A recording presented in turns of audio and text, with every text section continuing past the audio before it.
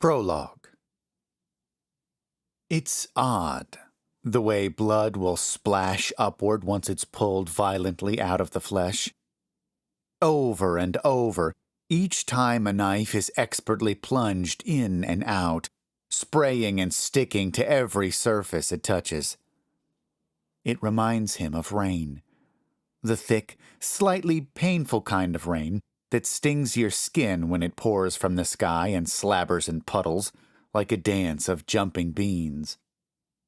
The biggest difference, he's decided, is that fresh, splattering blood is hot, as opposed to rain, when even on scorching days, it still holds a bit of a chill. Blood is different, especially when it squirts onto the more sensitive parts of his face, like his lips and eyelids. The victim no longer wiggles in his restraints, or cries and tries to scream for help through the muffled coverings on his mouth.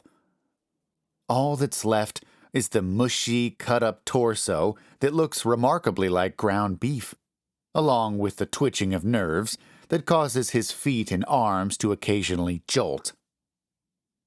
The killer smiles through his blood-soused, terracotta face and stares at his handiwork, enveloping the satisfaction he's gained from all his previous victims.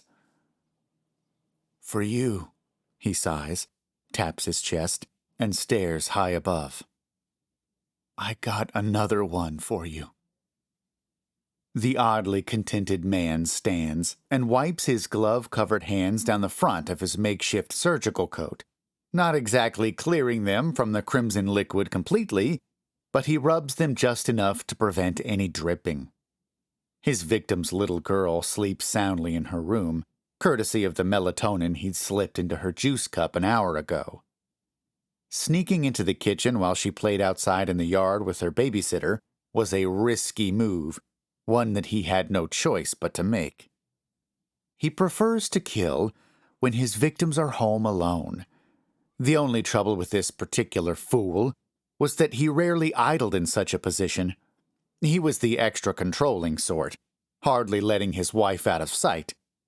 On the rare occasions that he permitted the woman time to herself, she was sure to receive a beating afterward, just in case she misbehaved in one way or another while they were apart. Their kid was always either at school or at the house. They didn't stash her with friends or family, ever. The couple worked together, and on this night they had separate meetings, hers predicted to last longer than his. It was an opportunity the killer couldn't miss. While scrutinizing the dirtied remains of his now mutilated victim, he recalls their conversation, one he'd listened to outside their bedroom window a few days ago. "You could leave early. People do get sick, right? They'll understand," the man cajoled his wife. "I can't. You know that. I'm in charge of the proposal." The woman slipped into a skimpy, silky nightgown and stared at her feet, standing before her husband to let him inspect the goods. A gross routine of belittlement where he told her that she's fat, disgusting, and unfit before he slapped her around and took her from behind like a dog.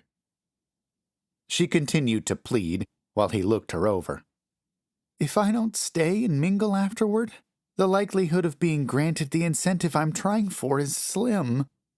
"Shut up, slut," he demanded, walking around her in circles and forcing himself inside of her violently.